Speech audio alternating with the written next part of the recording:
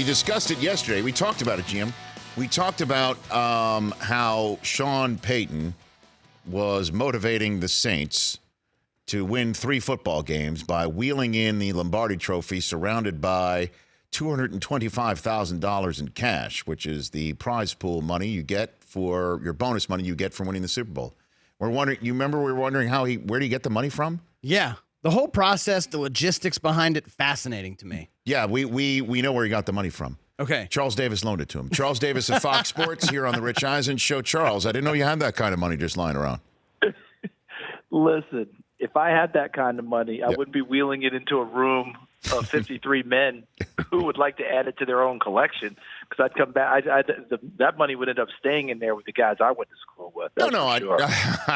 Well, I'm sure you would have kept a receipt and things of that nature, the proper paperwork. Yeah, I'm sure that. That'd be like a Rodney Dangerfield line, right? Yeah, try telling that to the bank. You know, after it's all said and done. Looks good on you. Even before we start, though, Rich, I have to ask you. Yes, Charles Davis. The Gase stuff and the headline. Yes, sir. Right?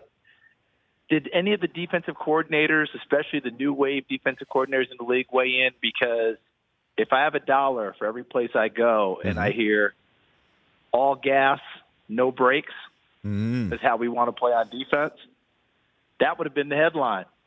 All Gase, no brakes. Well, it's really all McVay, Charles, right? I mean, because it looks like that's a heck of a treat for a 32-year-old. Well, I know, and here's the thing: is he's not talking about his coaching tree. No, and I'm already sensing the backlash. Like, what if McVay doesn't win tomorrow night, and all these other? It's already been asked, right? And it's already been asked.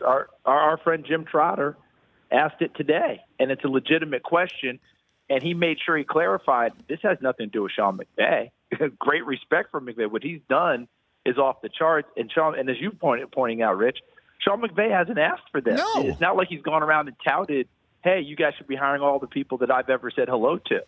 Just because a tough one. If Sean doesn't win a Super Bowl, what does that say? Well, that's not a fair question for Sean McVay. He's just a second year in the NFL. That's what I was to say. Do you know what it says? It says that he has absolutely turned the Rams franchise around, that they would have had a disappointing finish this year, but does not mean that their next several years are in the toilet. And on top of all of it, just because other teams are giving unproven head coaches a shot does not mean that McVay didn't come in with a certain skill set of his own that the Rams rightly saw and hired on their own right. And I don't understand what that sort of resentment is out there for here. Well, let's be honest about it, Rich. 31, 32 years old, gets his first head coaching job. There's already resentment. Then he has the incredible success year one. Incredible success year 2, has a chance he's obviously a Super Bowl contender. Resentment grows. National profiles on him. You watch Real Sports, and now he's a savant because he remembers everything, which is something most of us cannot do. Resentment grows. There's a shot of his girlfriend. Resentment quadruples. So she's gorgeous, right? I mean, resentment goes to a factor of 10. And all these things that he's not asked for, he's not presented in that way, but is a natural deal. Just all of us everyone is listening. Think back to when you were younger. If you were in sports, if you were in band, if you were in whatever, and you were the junior or the senior, and a freshman or a sophomore supplanted you, you were naturally resentful. That's just how it is. Most of us eventually learn how to handle it, but you just are. Well, in this case, that's where we are with Sean McVay. But the one thing I would ask everyone who's hired all the so-called Sean McVay clones, Sean McVay didn't just get hired because of offensive acumen. Sean McVay has a presence and a gravitas to him that you feel when you're around him. He can command a room of mature adults like few other people do. And at his age, you had to be able to do that.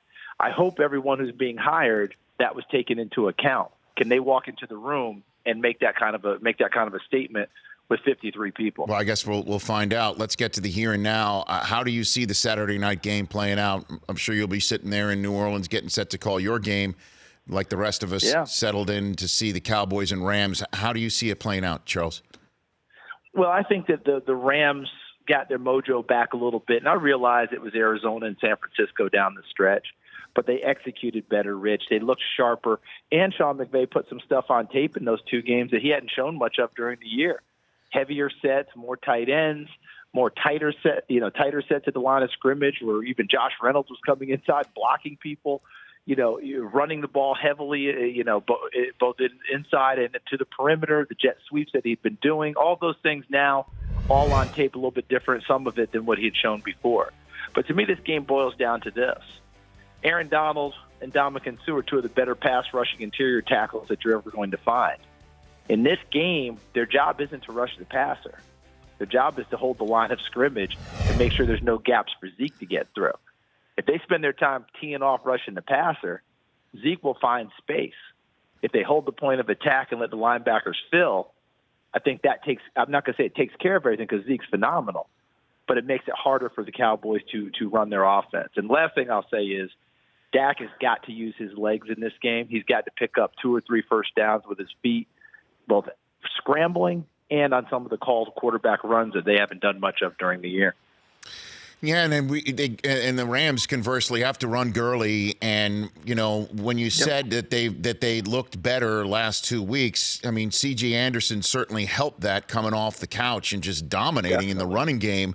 What about Goff with this hot boys front seven and then that back secondary for the Cowboys that has been just lights out for a month plus? We saw what they did to Drew Brees. We saw what they've done consistently. Now they have to come on the road and do it. What's your confidence level in Goff coming into this game, Charles?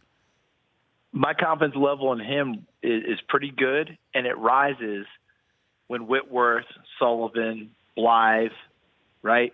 That offensive front, Havenstein, when those guys are moving people off the line of scrimmage and they're running it as they did with C.J. Anderson the last 2 weeks, now they do it with Todd Gurley. When that's happening, now he's back to that being that play-action guy, able to settle into the pocket, step into throws, and make them. The one thing I've admired about him this year in Goff is during the bad stretch when all the criticism came, he was the same guy. It never changed. And I know people wanted to see more urgency, and they wanted to see him show he was upset. That's not who he is. He battled through it, played through it, and I believe came out the other side. They have a ton of weapons, but that offensive line for them, which has been intact pretty much for 2 seasons. The only change is Austin Blythe this year for Jamon Brown. 2 straight seasons, the same offensive line. They're going to tell the tale in this whole thing. We'll delve into this a little bit more with Kurt Warner when he stops by in studio next hour. He sat down with Goff and McVay for game day morning, our Saturday coverage tomorrow on the NFL Network, if you don't mind giving a pop for our other employers right now, Charles. Your game. No doubt. Your game in New Orleans. I mean, are you there yet? Are you in the Bayou yet? Yes. Okay. Yes. What's this? Yes, we are at the Bayou, headed to Saints practice pretty soon. Okay.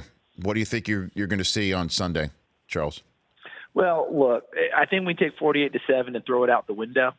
I mean, it's fun to talk about, and I get it. But what you're going to see is, and we always like to say, what's a different Eagles team? Well, they're different in terms of experience on the back end because that day, Sidney Jones gets hurt at corner, right? Avonte Maddox gets hurt, and he was playing corner and safety. And all of a sudden, guys like Shandon Sullivan, Trey Sullivan, Crayvon LeBlanc, Devontae Bosby, all of a sudden they're populating the field. They have no cohesiveness. The moment is huge. And they're looking at each other, and it was bust after bust, bad play after bad play. Well, in the week since, Rich, they've had a chance to play. And I think their confidence level was on real display in Chicago last week because they made a lot of plays on the football, aggressive on the back end, and the biggest part was you didn't have any real communication gaps. The interesting part is there's Vic Fangio, the new head coach of Denver, one of the most respected people out there, and I love Vic Fangio. Hard to believe that in a game like that, the bust on defense came from the Bears with only 10 on the field, and Dallas Goedert scores a touchdown. You didn't have that on Philadelphia's side, and all of your money would have been on Philadelphia having some communication gaps and maybe giving up some big plays. Didn't happen. So that's why things are different more than anything else. We can talk about Foles. I get it. We can talk about all that stuff. Remember, Jason Kelce got hurt in that first game, too. Only played like the first 3-4 snaps. So all this is coming together better for Philadelphia. Wow. They're not a better team than they were last year. Okay, that team was better than this one in terms of where they are right now with all the injuries and guys being out. But they are more cohesive on the back end. So I think you'll see more of what Jim Schwartz likes to do. Yeah. Rush the front guys, play zone in the backside, try not to give up big plays, and see if they can knock a ball or two free in the secondary. And yet, would you agree with this assessment? Saints the safest choice on divisional playoff weekend out of all the teams coming off of the bye. Yes or no? Yeah, I mean, if yeah, exactly. If you're gonna call it safe, you look at the numbers, you would say so. At home, 5-0 under Peyton and Drew Brees. They average 30 points a game, even in the playoffs. I mean, with those two, which is absolutely incredible. That number's higher at home. Yeah, you would say that based on what we're seeing. But I think all of us know that when you're watching Philadelphia and watching what they've done down the stretch for the last month of the season, every game's essentially been a playoff game. You don't count them out at all. All right, so choose me. Who's as we wrap up our conversation here, flipping to the other conference, who's going to be in the AFC Championship game? Your best guess, Charles Davis. Well, for me, I think the Chargers are going to go into New England and win. Why? And I know that's crazy because I think that it's too trite to say it's Phillip Rivers' time, but I love their roster. And I do think that on the defensive side, Bosa, Ingram, Derwin James, Desmond King, who I think is perpetually underrated now, is phenomenal. I think that they're going to make some plays, and I'm not quite sure who the playmakers are on defense for New England right now. I know Gilmore's an all-pro, but who makes the plays that they're used to getting in the past, and you know the names there, Rich. So I think that definitely them, and I do think that Kansas City finds a way to survive Indianapolis. It's Indianapolis' offensive line, which protects Luck so well, versus one of the best sack teams in the league, which is Kansas City. If they can drive the ball and not get sacks, Kansas City's in trouble because they don't stop anyone. Yeah. But a couple of sacks, Yep. maybe knock the ball free, a couple extra possessions for Mahomes. That's why I'm going Kansas City, and I'm saying the Chargers in an upset. All right, Charles Davis. You want to chime in on the whole Kyler Murray thing that I had DJ on yesterday, our draft compadre. Yeah. Now that Mayock's left us, how dare he? How dare he want to actually be an actual general manager? I mean, Kyler Murray, first-round selection, do you think? I mean, DJ said 5 years ago, 3 years ago, it would have been laughed at just because of how height challenged he is. I mean, what do you think here, Charles? Yeah, I think DJ's on target. I think that people are going to study it closer than they ever have before, and it wouldn't surprise me, but I would have a hard time sitting here right now, Rich, and again, keep asking me as we get closer, as I watch him more. I still would struggle with the idea that he'd be like the first pick of the draft, or he would be my savior right now. I see a lot of plays from him still coming from moving around, which is great. But what Russell Wilson had, what Drew Brees had coming out that we kind of missed along the way was they were making plenty of plays from the pocket more so than what I think Murray does. And I hear the screaming now, but this is, his plays from the pocket against who they were playing versus what I would suspect now going to be a little bit different. So I'll study him more, believe me. But I feel like this is really an ascent that's taking place way too fast. But that's just me. Yeah, I think the Combine's going to start with a huge moment with the tape measure. Exactly, with him being measured. Like, how tall is he? We're all going to be sitting there, Rich. It's not the most compelling television. Everybody's going to be waiting for that news. What did he measure? Yeah, that's what they want to hear. That's going to be the first. That's going to be the first order of business, and then of course we will all talk about his draft stock as if the intervening 3 months will have nothing to do with it. But that's the way that cookie crumbles. Charles, thank you for the call. Always enjoy chatting with you, as you know.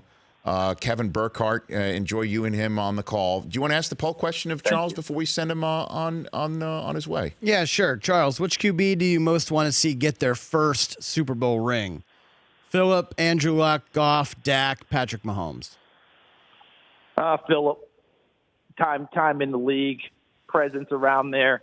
Someone asked me the other day, is he a Hall of Famer or not? I said, of course he's a Hall of Famer. They're like, we hadn't won a Super Bowl. And I said, okay, does that make Jeff Hostetler a Hall of Famer? No offense to Haas, but there's got to be better criteria than that. So I'd like him to get that monkey off his back. I mean, Fouts didn't win one either. I mean, and he's Marino? not. Of course, I know that. So, Marino didn't win one. Right, I know. We can go down that list. Okay. It's a big list. So we got that working for you. All right, Charles. Thanks for the call. Appreciate it. Thanks a lot. You guys be good. You bet. That's Charles Davis at CFD22. The Rich Eisen Show, weekdays at noon Eastern on Audience.